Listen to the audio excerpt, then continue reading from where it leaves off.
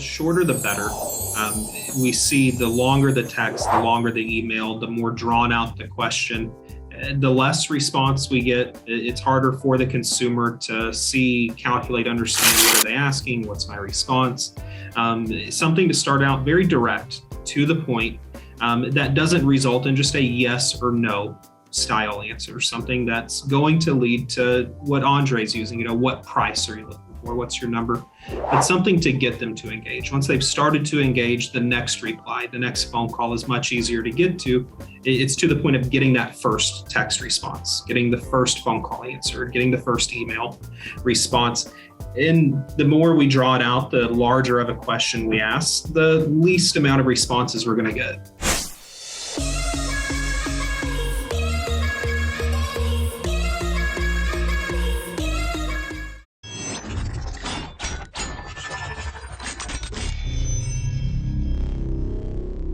Because the management and transparency is what's very important.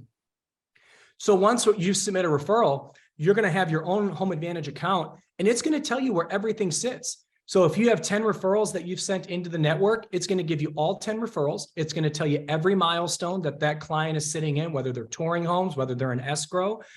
And you now can manage through the Home Advantage application as far as what your pipeline looks like for the referrals that you've sent. And so it's pretty sophisticated, and it's all click of a button, guys. Looks like we are now official. We are live, guys. This is our webinar on lead conversion and life balance. We'll see if life balance is actually something that really exists in the world of real estate, or if maybe that's just a myth. We'll see. But either way, we got here today. We have Jordan Weber, who's the head of growth for zBuyer. And we also have Andres Velazquez, who's from Northern Jersey. I asked him where he's from. He just said North Jersey. Maybe he'll dial it in, but apparently it's small enough an area where North Jersey just is the area. Fantastic agent, kind of going on a journey, both with zBuyer and just in general using, kind of manually converting, going to implementing some automations. So Andres, how are you today? I'm doing excellent. I can't wait to really dive into some of the things that I think a lot of people watching would benefit from, especially the more proactive things for agents who are maybe subscribing to a great volume of leads with zBuyer and they're figuring out what's the best approach to kind of handle that volume. Yeah, let's start there. So I'm Jesse Zagorsky. I'm the host for today. So Jordan, let's dive in. Let's start with you, wherever you want to kind of take this. Andres just kind of set up the scenario, which is, with zBuyer and a number of sources, you get a high volume of leads. And what do you do to start to do those? So what have you seen with some of your clients, Jordan? Where should we take this to start? Yeah. So, to start off, lead generation, lead conversion, it's absolutely a numbers game. The more leads you're working with, the higher chance of success, the more closings you're likely to see.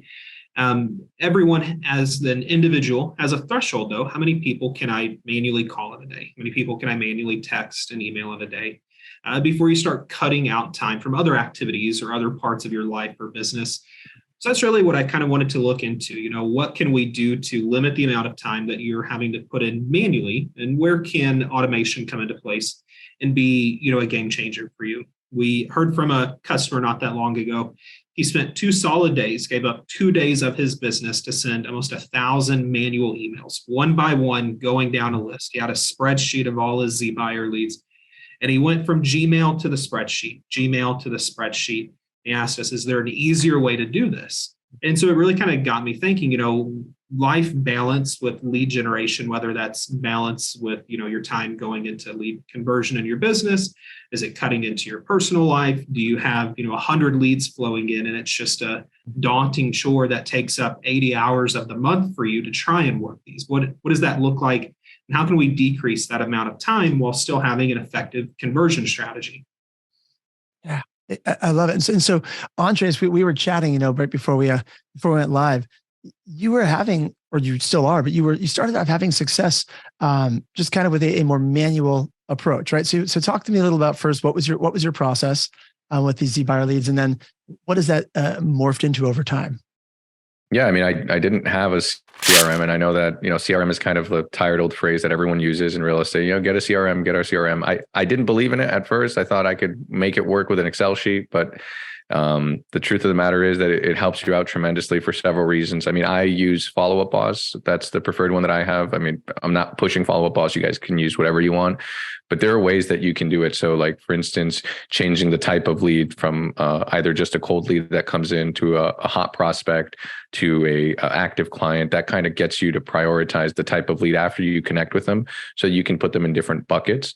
And now you can prioritize a lead if you've made connection with them, writing notes on them. And I'll even tag them too, if there's creating a tag for it, so that I can identify the particular lead that I maybe want to follow up with on a more consistent basis. Aside from some other things that I do with the CRM. And Jordan, you made a comment that, you know, a large majority of zBuyer clients, that they are still just sending leads to a spreadsheet, correct? As like, what are the how large a group is that, and what's a better option? It's in the hundreds. So it's quite a big pool of people.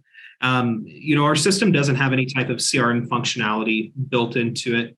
And I'd say the first better option is a CRM. And like Andre said, everyone says CRM, get a CRM.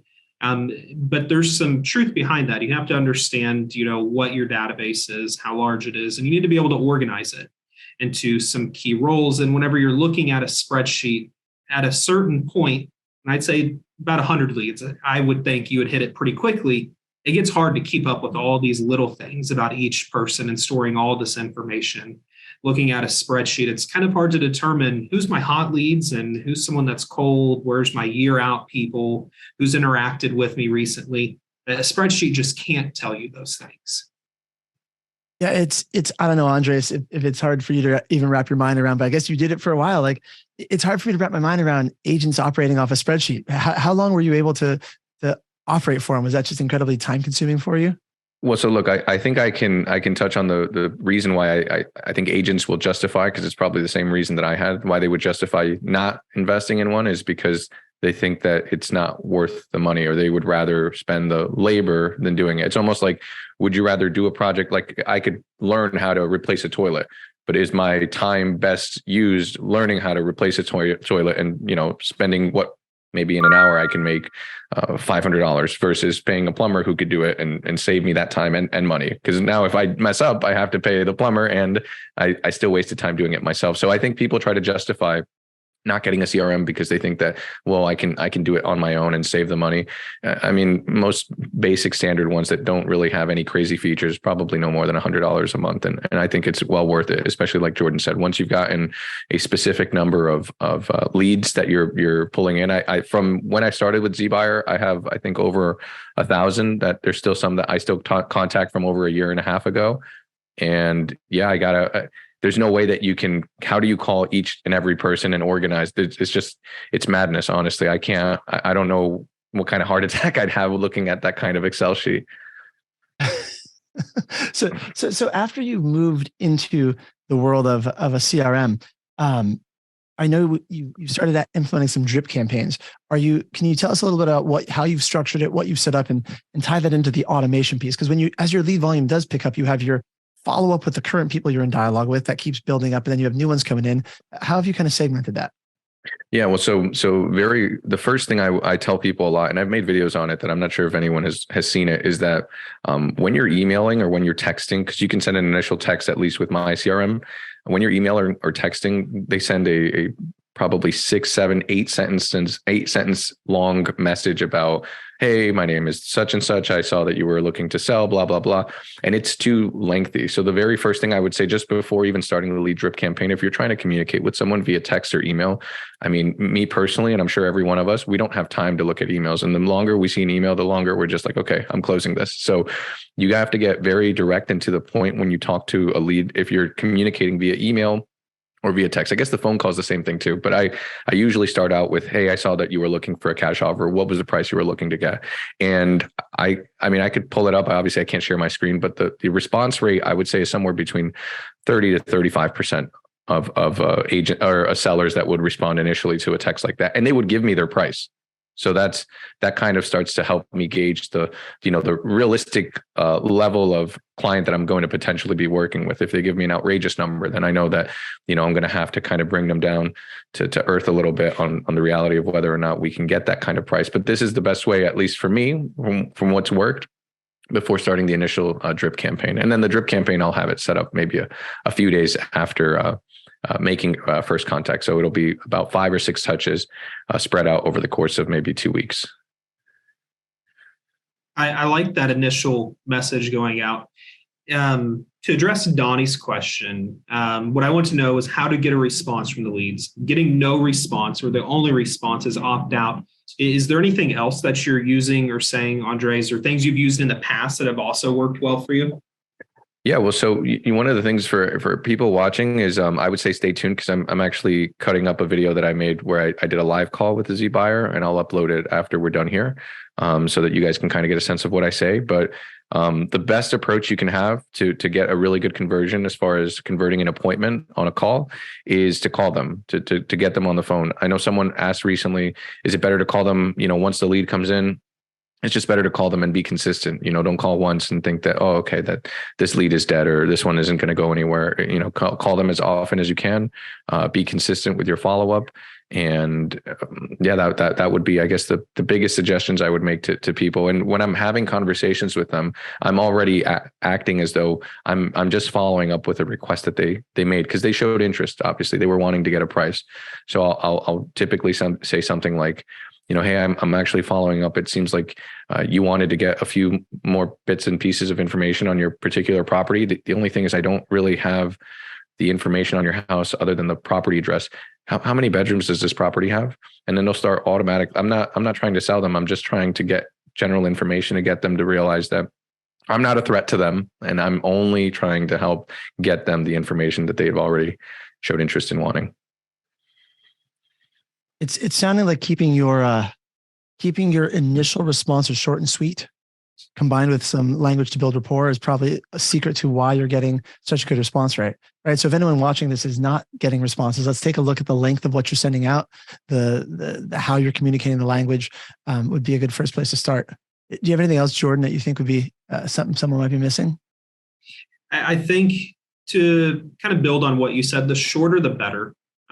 We see the longer the text, the longer the email, the more drawn out the question, the less response we get. It's harder for the consumer to see, calculate, understand, what are they asking? What's my response?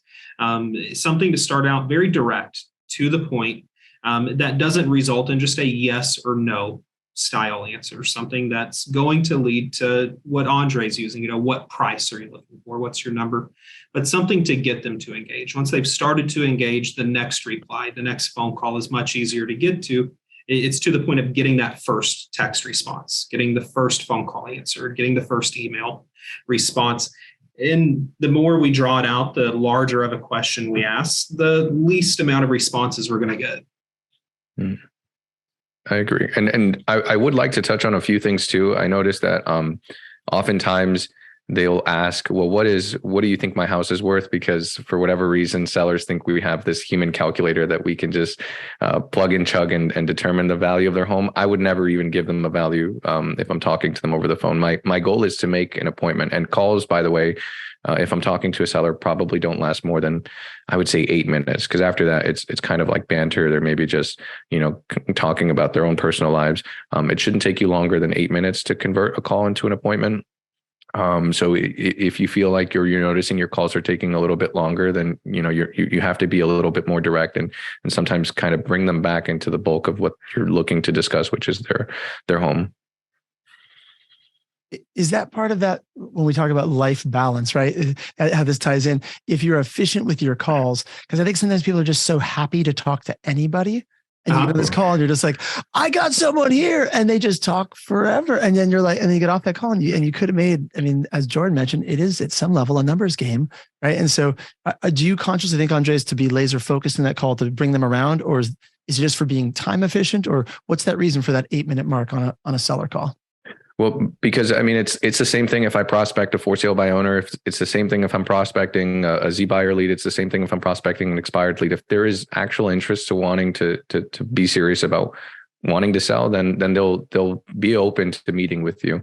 I feel like if the conversation is taking too long to convert the call, it's just now you're taking away from possibly another lead that is a little more motivated or a little more ready to sell. And one of the things I started implementing too that I would like to share with people is that like I said, I have I think over 1,000 leads from zBuyer, some that I've taken from prospect lists, others that came in that I was paying for on a monthly basis.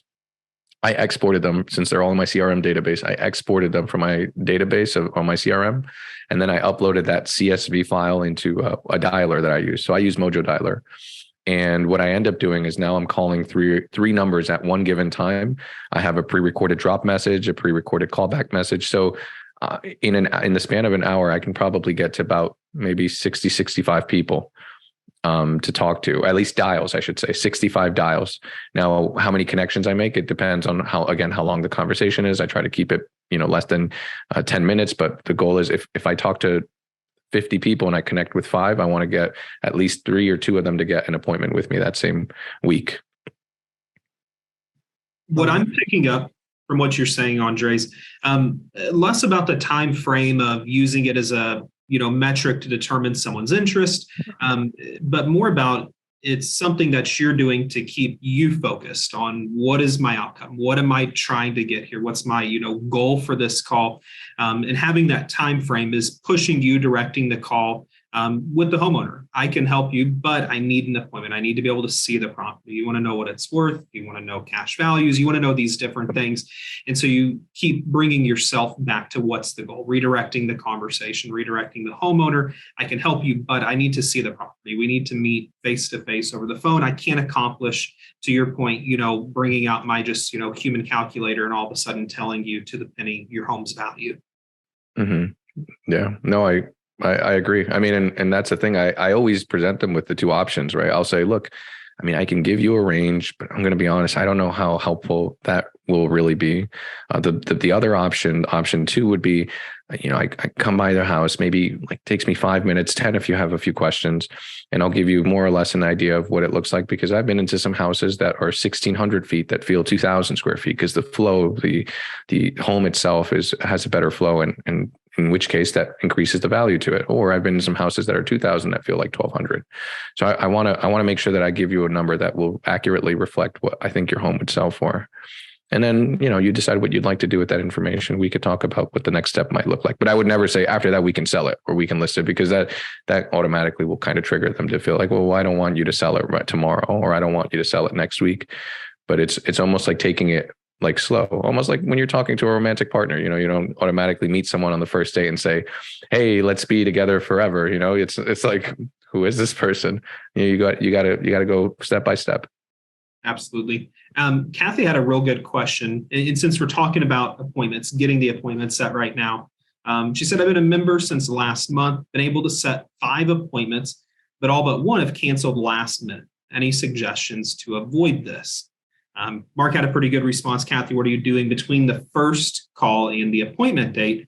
Are you dropping off any pre-appointment packages for them to review and answer most of the questions they'll have? So what are you doing in your particular case after the appointment is set on the phone and before the actual appointment happens? Yeah, well, I typically would ask, because I did have an appointment set this Saturday for a property from zBuyer, and they had canceled. And then I got a text message from them saying, hey, I'm actually not looking to sell my house. I want to cancel our appointment. I'm okay. Thank you. And I said, oh, okay. Well, I think there might've been a misunderstanding. I'm not looking to list your property. I thought we were going to go over numbers. Maybe there was some miscommunication between what we were saying. And I said, well, really, I just want to give you more or less an idea of what the home is worth, because if I give you a really low number, what's the point? You won't even sell. You're not in any financial distress, right? And she'll say, yeah, you're right. I'll stay here forever. And I said, exactly. Perfect. So, if I give you a low number, you could just say, Andres, go take a hike. I'm not going to sell my house. And then I'll do exactly that. So, and then they kind of break down. They're like, okay, well, so I texted her that and I said, look, I'm not looking to sell it. I'm looking to give you a price. I didn't think I wasn't coming with paperwork to list. And she said, okay, well, can you come Thursday? So I would say if people start to cancel, find out why it is that they're looking to cancel. Is it because just like appointment availability, it's not there and then you can reschedule? Or are they ghosting you because now they're feeling a little bit worried or concerned that you're looking to sell them? And the only thing I would say is you have to reassure them from the very beginning that you make contact with them is that, hey, look, I'm actually not looking to sell your house, because even if I gave you a good number, I don't know if we could work together based on what I charge for my services. But we can talk about that after if that's something that you are interested in. But the goal right now of the appointment is to talk to you about what your house is worth. I like that. It's very simple, and it's the exact reason they filled out the lead form in the beginning, wanting to know what's the house worth, what's a cash offer look like. If I were to move forward with, selling, what are my options? Exactly. It goes through, Andres. There's really always two things. If someone's canceling appointments or taking an appointment, that if they're canceling appointments, they either don't see the value or they're feeling threatened. And a lot of the language you're talking about is going to removing that threat. And the things you're talking about, seeing the value, it's because when I say value, not the value of their house, I mean the benefit for them. And the benefit for them in this case is related to value, right? That was what Jordan just said, their initial requests. On the automation side, I'm curious, Andres, if you're doing much with this. When you book an appointment, I always believe appointment should be, confirmed. If you set it a couple of days out, 24 hours before you start trying the confirmation process, trying to get a response from them, and you can do some automations to do that, and then a reminder sent the day of. Do you have any sort of drips automation set up for those things? Are you confirming and reminding manually? How do you do that for your appointments? Yeah. So as of right now, if it's text, unfortunately, I don't believe that my CRM will allow me to do an automation or an automatic text to be sent out. But I do know that they could do an email. So if I change the source from lead to hot prospect and I set an appointment, I can have it so that once that appointment is set, it'll send out an automatic email to confirm the appointment the day before, or it could be on a specified hour. But yeah, that those are the things that now I'm starting to implement. With text or call, those I kind of have to do manually, unfortunately, because the CRM that I have is a little bit limited. I'm sure there's CRMs out there that will offer that. Unfortunately, mine, it doesn't do that at the moment. This is a question from, by the way, we're getting some great questions in the chat box. So Jordan, scroll back up and see if there's any of those other ones you want to answer. We had someone on Facebook, Eric Anthony, asked a question, and this will tie into Andre. So I want to break down the automations you use kind of with leads you haven't spoken to, right? Versus people that you've spoken to, maybe they're just not ready to meet yet for ongoing, and see if there's a difference in kind of the benefit for automation in each category. Eric was asking, what happens if you get the lead at 1 a.m.? I don't call them. So assuming if you okay, so you might be asleep, but if you're awake, would you really call them at 1 a.m.? No. I mean, I think I might have seen this salesman. His name is Jeremy Miner. Really great person, but yeah, I feel like there are certain hours that I'll call. I know people say, when's the best time to call? I always say, whenever you have time, call. So that's really it. But there are specific hours, like I won't call past 8 o'clock, because I feel like at some point, it does look like a little bit of a desperation, someone who's kind of desperate for business. And that's not the impression you want to give the lead that you're calling. It's almost as if, I would never call a lead at 1 a.m. I would never call them before 8 a.m. and I would never call them past 8 p.m. So it automatically would send them an email once the lead comes in, because that's how I have the drip campaign set up. But it wouldn't be a call from me, no, especially if I'm awake now. Jake, who's actually from behind the scenes here at LCA, he's saying, because he also has been in ISA for many years and run a lot of lead conversion. He says our automations stop at 9 p.m. and start back up at 7. Right. So if your automations are going to kind of automate authentic engagement. If you've heard that phrase before, I don't know if I think a lot of automations, their whole idea is not to feel like automations. They're supposed to feel like something you would actually do as a person. They're just doing it without you having to actually do it yourself. You're going to automate what you would do in real life. Yeah. And the opposite side of that, I've seen some interesting things. This was through some internal testing that we did whenever we had leads coming in during that, blackout window, so to say, overnight. We had an automated email that would go out, and it would say, hey, this is so-and-so's AI assistant. My owner is asleep right now, but I wanted to get this information to you. Here's some links where you can check out more about us and how we can help you when I call you in the morning. And that particular email, got the highest open rate we've ever seen out of an immediate response to a lead. So it was something kind of witty, something that was a little funny, comical. My owner's asleep right now, but it got high open and engagement rates. I love that. That sounds great. I'm so-and-so's AI assistant. My owner's asleep right now, but I wanted to get you these links. So it was something we tested. Just, being a lead company, we have a plethora of leads coming in that we can always test and try different things. Jake says our AI is called Grogu and people love it. That's funny. We've got something here. I use a Zapier integration with Thank.io to write a letter and send it in the mail automatically. So if I miss the lead and don't respond fast enough, at least a letter goes out. Andres or Jesse, are either one of you doing anything like that? So it's on Thanks.io. I am not, but I love that idea. I actually hadn't thought to take it to automation to an offline direct mail piece. What about you, Andres? What are you doing in terms of automation from that standpoint? No, well, I do send out mailers. It's not automatic. That's where I do kind of spend a lot of time, removing the envelopes, printing them out, printing out the letters, submitting everything. So yeah, I mean that sounds like an amazing idea. I hadn't thought about that. I should start doing that. It's super smart. Go ahead. Yeah. Something Tristan and I talked about, this was a few months back on a different webinar, but we were talking about some more automation stuff then. And one of the questions that got brought up was, where do I start with automation? I know my business needs more automation, but what can I automate? What's the first thing? And the person was just looking for something. And there was an amazing answer that came out of the group. And it said, find the first thing that you've mastered, but you hate doing. You can't automate something if you can't do it well manually.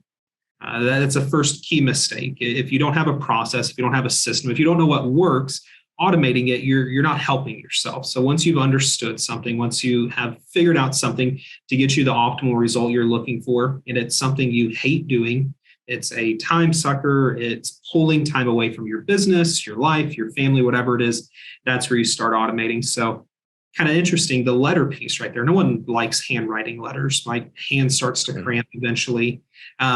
So for me, that would be an area I would want to automate. Something if I could maintain the conversion or response rate that I had, that was desired, that would be a big area. Yeah. I think, go ahead, Andres. Oh, no. I was just going to say, just touching on the mailers or the idea of mailers. I know sometimes people will either email or call or maybe text. But I always tell people that you want to touch each particular lead in all of the different types of methods of communication that you can do. It is very important because a lot of us, I mean, just us in general, we prefer to communicate with people from a whole different, a different manner. I mean, from phone calls to text, maybe I prefer to text. So, if you text me, then I'll prefer that as my method of communication. So you want to touch them in all different types of methods of communication just to see which is the one that they prefer. And whatever my issue before would be whichever one it seemed they were responding to, I would try to get them on the phone right away. And that wasn't the best approach because then they would be like, oh, why is he calling me? So whatever you have, earn the right after to get them on the phone, build trust with them with whatever you're doing, whether it's a mailer and then they call you or they'll text you or they'll email you. I definitely like the idea of sending out mailers. I don't know how many people do that, but it's certainly something you should do. And when it comes to automation, it's just how much are you willing to invest in yourself to try to get that return on your investment? I think piggybacking on what Jordan was asking, Andres, I'd love to go deeper. Do you find that, because as you were looking at the way you were doing things manually and how you were adding in some automation, did you start with the leads that you hadn't had a response from yet? Or did you start with some of the processes of people you had already gotten some sort of response to continue pushing those forward? Where did you start?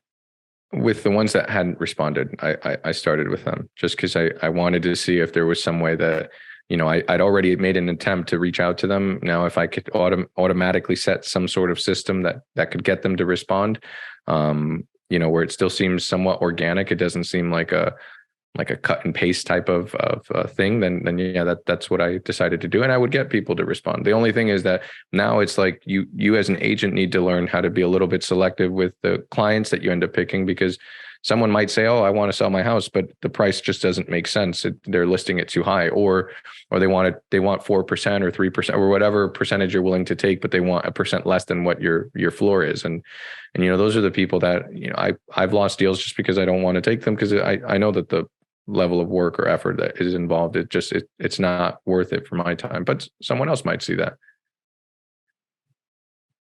Absolutely. Jordan, is there anything you're seeing? Because so Andres, actually, just to go back first, the 30 to 35% response that you were getting, is that on some of those campaigns to people that hadn't responded previously that you're now getting responses from? Well, the campaigns I recently started implementing maybe about a month and a half ago, to be honest. I have specific batch emails, but I just never set them up as campaigns. So I'm getting the 35% from when I would send out just a generic or a batch email to the specific zBuyer leads. And now what I'm doing as far as like the drip campaign would be still implementing that first batch email, or a couple of them. But in the interim, I would even send out, maybe on the third email, I'd send out a video link. So I would record a video, something like what I'm doing here. I would record a video kind of giving them an idea of who I am, so that they know that it's not a spam, or it's not just some random schmo who's trying to take advantage of them, or an investor. Like I'll present myself in the most professional way that I can, and it'll be a very quick video for them to watch. I can tell, at least with the CRM, you can tell when they click, how many times they click, how many times they open. And then based on the amount of engagement they get in the email, then I'll start to change their stage. Oh, this is a hot prospect, because, what kind of hot prospect would look at or click the video 7 times if they're not interested, or even remotely, right? 100%. Jordan, what sort of direction, what other questions have you seen in the chat box, or things you want to make sure we ask Andres about? I feel like we've covered most of the chat bot, but Andres, one question I have for you, going back to something I said a minute ago, what was the point where you looked and said, I need some automation? This is overwhelming. What was that tipping point for you? And what was the first thing you put in place? What was the first step you jumped into? Yeah, well, I think, within the first couple of months of me being in zBuyer, I figured, now I need to really invest into a CRM. So I would say maybe about month 3, 4, because I was getting, at that point I had maybe about a little over 125 leads, plus what I was adding from the prospect list, that I felt like I needed to have something that could make me a little more organized. So I would say just about that. Yeah. And and then that's when I started to kind of familiarize myself a little bit with more of the capabilities or the features that the CRM program has, and kind of implementing those. Very interesting. From my side, which is very different, but similar in some ways, the biggest thing that I would say, if you're someone looking to get into automations, if you're trying to take what you have and increase it or take it to the next level, the first thing I would say is finding a organization system to storing your leads, a list fashion. Some people use the ABC method, from their hottest to their coldest leads. Find a system that works for you and makes sense for you, and start to segment your leads. Your leads can't just sit in one giant pond, because an automation to a hot lead is going to be much different than an automation to a cold prospect. And you can't start to build these automations and properly use them if you can't segment your leads and understand what should be going where. Fully agree, Jordan. I've got a life balance question kind of tying into this.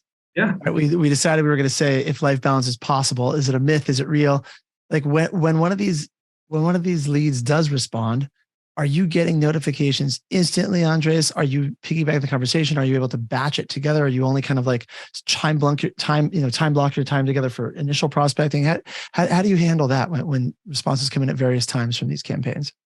Yeah, I think one of the things I've been doing more and more now is time blocking. For instance, if if I know, or maybe I'll set aside specific dedicated days during the week, during specific hours where I'm just going to be making calls, or I'm just going to be making sure that, either I spend a day or two dedicating on creating the drip campaign. What do I want to include in the text? Because once you make it right now, it's set. You don't have to worry about it. It'll kind of take care of itself. And then you can kind of start looking at your analytics to see what kind of engagement you're getting. Are you getting any engagement at all that stuff. But the very first step is, I would say implement some kind of drip campaign.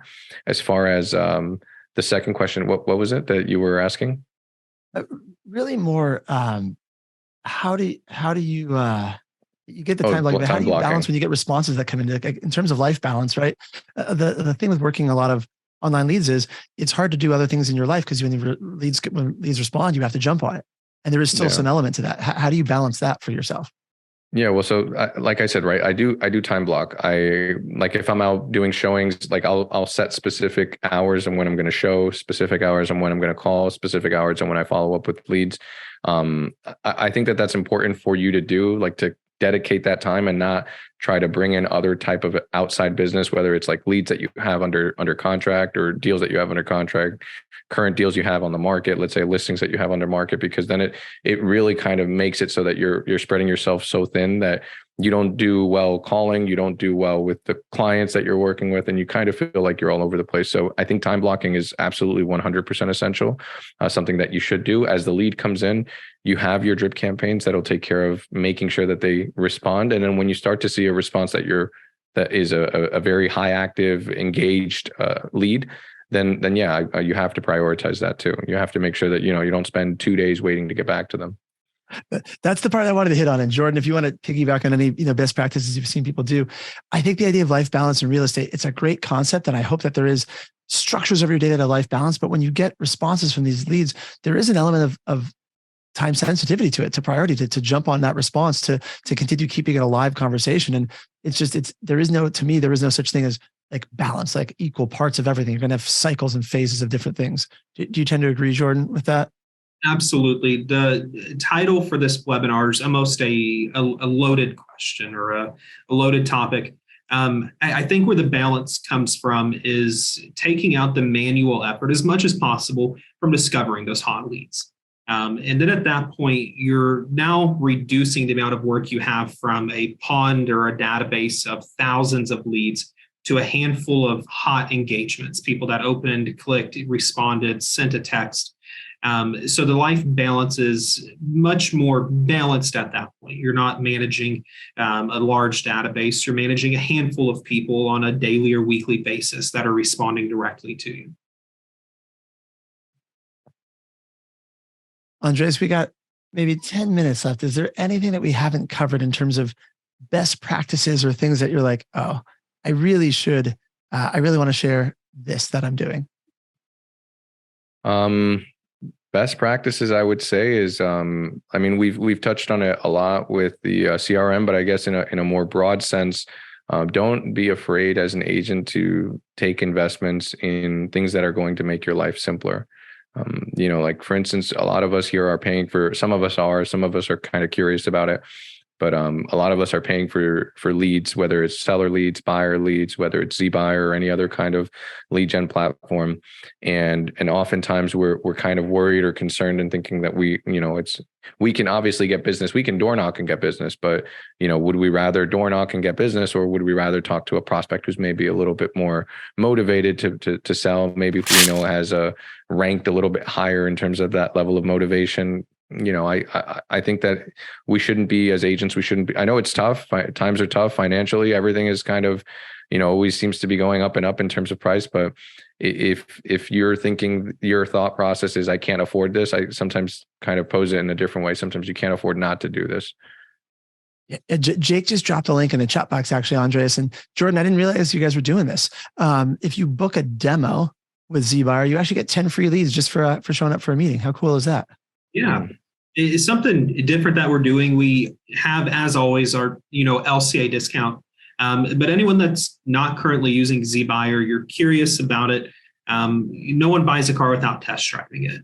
Same thing with lead generation, conversion. Everyone's curious. Everyone wants to actually see these leads because we can talk, we can say whatever we want.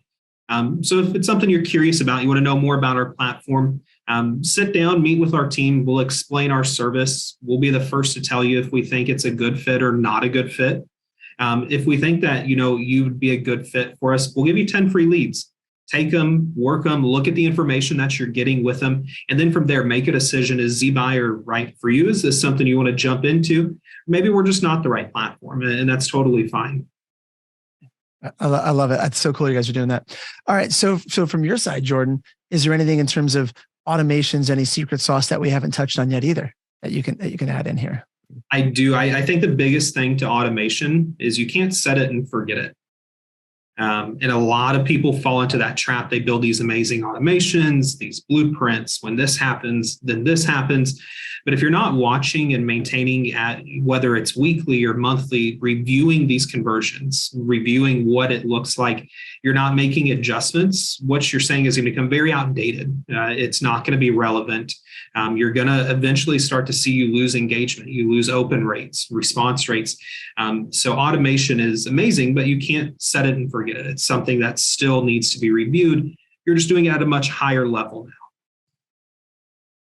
Andreas, is that bad news? You just made all these drip campaigns. We have to go back and keep adjusting them from time to time. No. I mean, you absolutely need to be fluid, right? You need to kind of be able to adjust in real time if you're noticing that, your lead campaigns, you're not getting engagement. People are not opening, because then, what's the point? There's no real true difference between not reaching out to them and reaching out to them, but they're not responding. So it's sort of the same idea. I agree. And just one of the things that you guys touched on with the lead, that you get 10 free leads.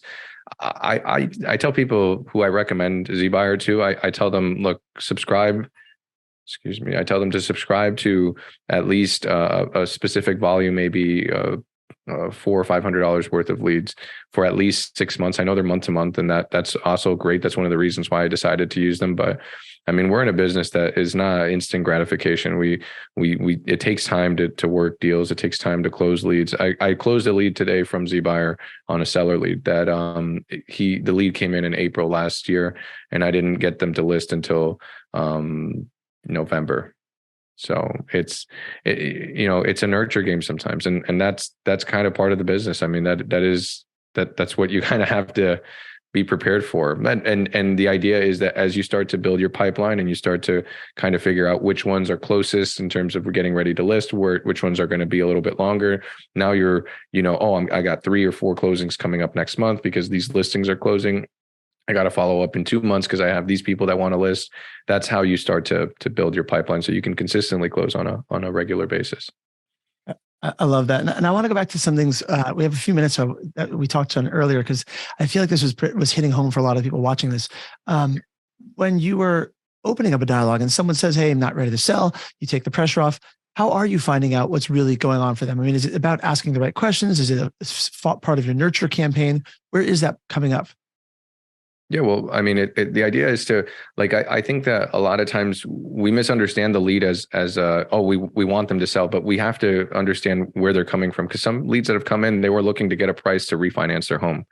And oftentimes I'll think, okay, well, I was looking to refinance my home. Oh, okay. Well, were you looking to do a project? Yeah, I wanted to do an addition on my house. Okay, well, what was that addition looking like? Well, how big was the addition? Oh, it was going to be this and this and this. And I'll say, okay, well, why would you go through the headache of doing an addition where maybe it makes more sense? Would you be open to, just buying a house that has what you're looking for, as opposed to going through the trouble of building that?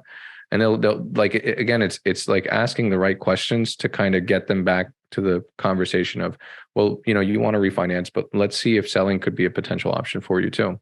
So I think it's just asking the right questions. There's no secret to it. I mean, it's the same way you talk to friends. They ask you something, you tell them something, you think back to their response, and then you respond or you construe questions based on what the answers that they're giving you to get more information. But I want the secrets. I'm kidding. I mean, Jordan, you've done this for a while, especially with like the leads from zBuyer. I feel like that's a really big differentiator between the people who have success with zBuyer and the people that are not finding it yet, is learning how to kind of, one, narrow down the people that are interested in having a dialogue, and two, then finding out what's the motivation behind those people. Would you agree with that? Absolutely. And I think oftentimes agents are going into the phone call saying, you want to sell your home. You filled out something to sell your home. And that couldn't be the furthest thing from the truth. They filled out something wanting to understand their home's value and what their options are. So I think whenever you have a zBuyer lead or any online lead that tells you I'm not looking to sell, it's a pretty easy statement. I completely understand you're not looking to sell. You're trying to understand your value of your home, but help me understand. Where is this coming from? Are you, just like Andre said, looking to do a project? What do you need the value for? In understanding why do they want the value, not asking why they want to sell. Yeah, I love it, guys. All right, we got literally just a couple minutes left. Is there any final thing from either of you that you would like to add, to leave, little nuggets, tips? Like we always save the best stuff for the last couple minutes. What do we got? I really do like that Mojo dialer. It's been a blessing for me, honestly, because I leave pre-recorded messages.